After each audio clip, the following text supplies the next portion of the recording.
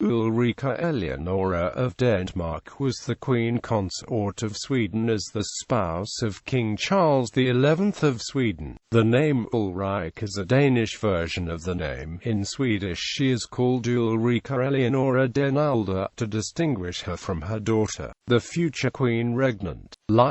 Early life and marriage. Ulrika was the daughter of King Frederick III of Denmark and his spouse Queen Sophie Amalia of Brunswick-Luneburg. She was given a strict upbringing under the supervision of her mother. She was taught several different languages, and was reportedly a good student in drawing and painting. In 1675 she was betrothed to King Charles XI of Sweden. The purpose of the match, from the Swedish viewpoint, was to prevent Denmark from forming an alliance with the enemies of Sweden. Her brother, the King of Denmark, was not enthusiastic about the match, but he left the decision to her mother, who was very eager to complete it because it would give Ulrika the status of queen. The engagement was announced the 13th of July 1675. During the Scanian War between Denmark and Sweden in 1675 to 1679, she was encouraged to break the engagement. Her brother the king broke it for her in 1676, but she herself continued to regard herself engaged. She was considered as a possible bride by the Prince of Orange in 1676, and then by the Holy Roman Emperor Leopold I, Holy Roman Emperor, but she refused a different match. During the war, she gained a reputation for loyalty to her future home country by exhibiting kindness to Swedish prisoners. She pawned her jewelry, even her engagement ring, to buy food, sheets and medicine for the Swedish prisoners of war. She also refused to participate in the celebrations arranged in honor of Danish victories over Sweden. During the peace negotiations between Sweden and Denmark in 1679, the marriage between her and Charles XI was on the agenda, and ratified on the 26th of September 1679. The marriage contract was signed the 6th of February 1680, and when the Swedish representative Johan Göransson Gyllenstierna returned to Sweden, he escorted her to Sweden on his return home. During one of the celebrations in honor of her marriage, her name and the name of her groom was written on the night sky with fireworks. One of the spectators pointed out that the person which name died out first was the one who was going to die first. When her name went out first, she stated that she hoped it would truly be so, for she could not bear to outlive her spouse. Ulrika Eleonora was popular in Denmark because of her charity. When she left for Sweden, her brother Christian V made his farewell at Frederiksborg, during which he gave her back the jewels she had pawned in favor of the Swedish prisoners of war, including her engagement ring. When she made her farewell to him, she said that she did not think she would ever see him again, but, as I am now regarded a pawn of peace between Denmark and Sweden, I ask God for the grace to fulfill such a glorious commitment, so that my behavior may contribute to eradicate all hostility between these two people and instead forever unite them in friendship. In Helsingør, where she said her farewell to her mother and sisters, she thanked the Danes for the farewell greetings with the words, "Thank you. By my heart I thank you. May I ever be remembered in Denmark with the same tenderness, and may God give me the grace to live such, that I by the last separation can be followed by the same love from my subjects." Life as Queen Ulrika Eleonora arrived to Helsingborg in Sweden the 4th of May 1680, where she was welcomed by cannon salutation and the Queen Dowager, the Swedish court and the local aristocracy. 2 days later, she met and married Charles at Skottorp Manor on the 6th of May 1680. The wedding was hasty and a relatively simple affair in the presence of a small circle. of courtiers. The reason for this was that the king, who was at the time in a tense relationship with France, wished to avoid the presence of the French ambassador Fuchieres, and could do so only if the time and place of the ceremony could be kept secret long enough for it to be impossible for the ambassador to attend. The ceremony was officially to take place in Halmstad, and Ulrika Eleonora was only to spend the night at Skottorp on her way there. But when she arrived, she was hastily married instead. The 25th of November 1680, she was crowned queen at Storkyrkan in Stockholm. Initially, Charles XI was disappointed in her appearance, and asked Johann Gyllenstierna if he could not have been chosen a more beautiful consort, upon which he was given the reply, "Your Majesty will see that within her there is an angel." Ulrika Eleonora was described as religious, patient, mild and charitable, moderately beautiful and with a simple dignity. She was received with enthusiasm among the public, because she was seen as a hope and a symbol of lasting peace. Her popularity was increased by her personal merits. She made a favorable impression of courage before her arrival to Stockholm, when spent some time in the royal residences outside of the city awaiting her official enter in the capital and the coronation. Traveling on Mälaren between Köping and Kungsa, the boat careless upon hit a rock and almost sunk. On this occasion, she calmed the panic by saying, "Be still, do not cry out so. If we shall die, it will be the will of God, and God's will be done." Ulrika Eleonora also quickly made herself popular by immediately dispatching almost her entire Danish entourage back to Denmark, stating that she no longer needed anything from Denmark and that her spouse and his ministers would provide for her. Charles XI had provided her with her own court and a large allowance from her dower estates. The Danish ambassador Jens Juel, who had been sent to secure her personal interests, protested against her insistence to refuse anything which could be to her advantage. She did accept being given her own court, though she commented that she would have been happy to merely share the household of the king, but she herself took the initiative to give up the right to control her own economy, giving up the administration of her dower to the officials of the monarchy. When Juel protested that she went much too far in her eagerness to show herself submissive, and that she was giving away her own right to independence, she answered, "As I wish for nothing else than what is right and proper, the king and his officials would never be able to refuse what I ask of them without damaging their own name. Furthermore, I hope that this indulgence of mine would ease the further negotiations with Denmark," and to this, Juel could not protest. At the royal court, Ulrika Eleonora was placed in the shadow of her mother-in-law. While distrust between Denmark and Sweden caused by the Scanian War lingered, Hedvig Eleonora and the government of Sweden were not receptive to the son's idea to marry a Danish princess. Though her marriage is described as happy, Charles XI continued to place his mother before his wife. The mother-in-law of Ulrika Eleonora never quite surrendered the position of queen to her daughter-in-law. Upon the arrival of Ulrika Eleonora in Helsingborg, her mother-in-law offered her the most prominent place in the carriage on the departure from the harbour, but Ulrika Eleonora had instead insisted upon taking the most humble place. After this, her mother-in-law continued to monopolize the foremost place in rank at all occasions,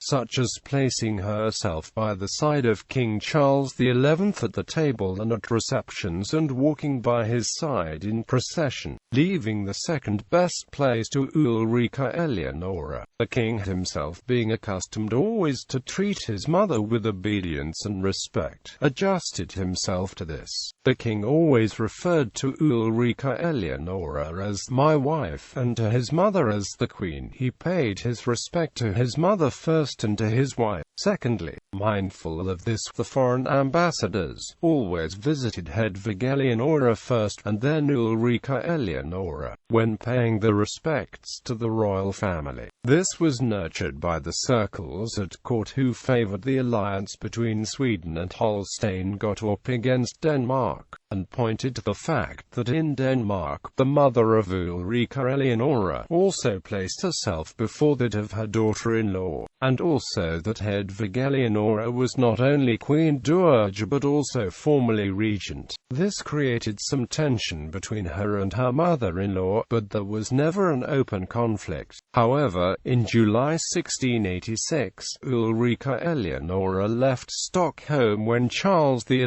was visiting the country, and took residence on Uppsala Castle in Uppsala with the royal children and her own court, stating that she would be there not only for the summer. The reason was in fact to have been her displeasure over the relationship between her husband and mother-in-law. Meanwhile, her husband travelled around the country with his mother. In August, they visited her and unsuccessfully tried to convince her to return to Stockholm. After a visit by her mother-in-law alone in September, she finally returned. Later that year, she contacted the bishop Samuel Wyrenius and asked him to act as a mediator, and to make the king state officially what mistakes she could have made. Nothing more is known about this conflict. However, Ulrika Eleonora did accept that the rank of her mother-in-law was placed before her, but stated that she disliked that this meant that also her courtiers were ranked beneath those of her mother-in-law. Her private family life with her spouse and children were described as happy.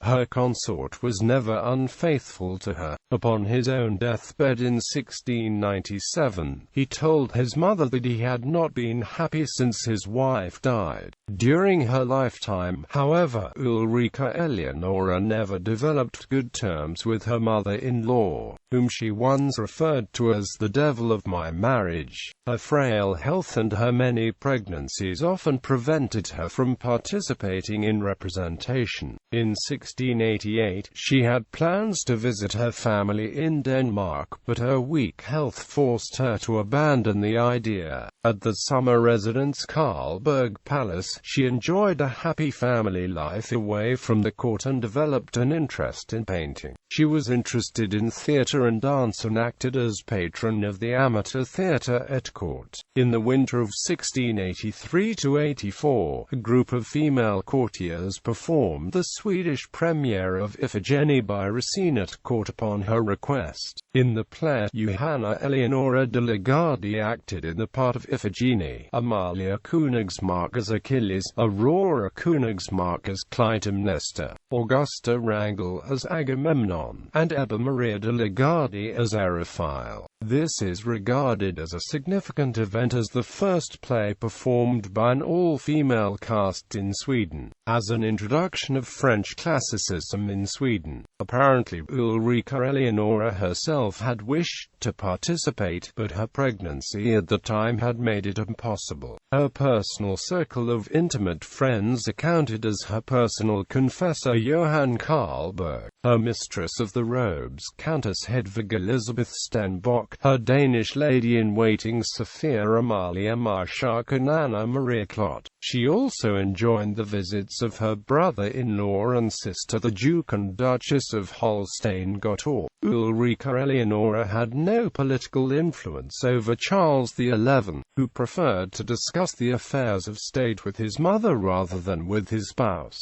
She once tried to exercise some political influence over Charles XI during the Great Reversion to the crown of counties, baronies and large lordships from the nobility. She tried to speak on the behalf of the people whose property was confiscated by the crown, but the king simply told her that the reason he had married her was not because he wanted her political advice. Instead, she helped people whose property had been confiscated by secretly compensating them economically from her own budget. A common method she used was to buy the jewels and other objects sold by the impoverished nobles, and then give it back to them of the relatives. Charles XI's confidence in her grew over time. In 1690, he named her future regent, should his son succeed him being still a minor. Ulrika Eleonora is most known for her great activity within charity. She founded a large number of charitable institutions,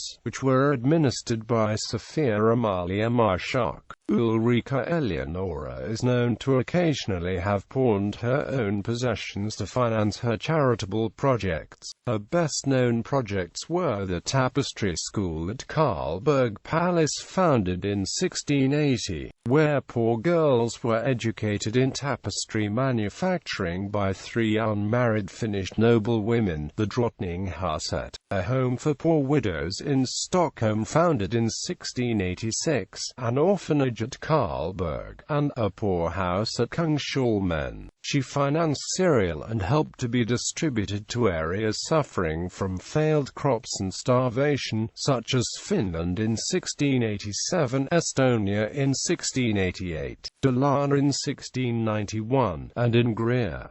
She also paid the medical bills for a large number of people in Stockholm. In 1682, she assigned Johann von Horn and Urban Hahn to organize the midwifery and scientific obstetrics profession in Sweden, but she died before the work could be completed. However, Johann von Horn did publish the first book on the subject of obstetrics in 1697, assisted by her own midwife, Katarina Wentin, who also practiced among the poor of the capital with her blessing. She supported a large number of people by regular allowances from her personal budget, such as invalid soldiers and the spouses and converts to Protestantism from Judaism, Islam and Catholicism, especially female converts. Among them were also French Huguenots. In 1693, 17,000 people were supported by her. Death in 1690, weakened by childbirths. Ulrika Eleonora was affected by a non-diagnosed illness, which was deemed to be mortal and often confined her to weeks in bed from this point on. The doctors recommended her to travel to the hot baths in Germany. Funds were set aside for this purpose, but she stated that she was as much in God's hand in Sweden as in Germany, and used the money for her charity instead. She died at Karlberg Palace the 26th of July 1693, after having spent the winter of 1692–93 in bed. Upon her deathbed, she asked her children not to be haughty but to consider the high position as a way of helping others, to avoid flattery and pride, never to listen to gossip and, should they hear it, call upon the slandered party, listen to their explanation and regard it to be the truth.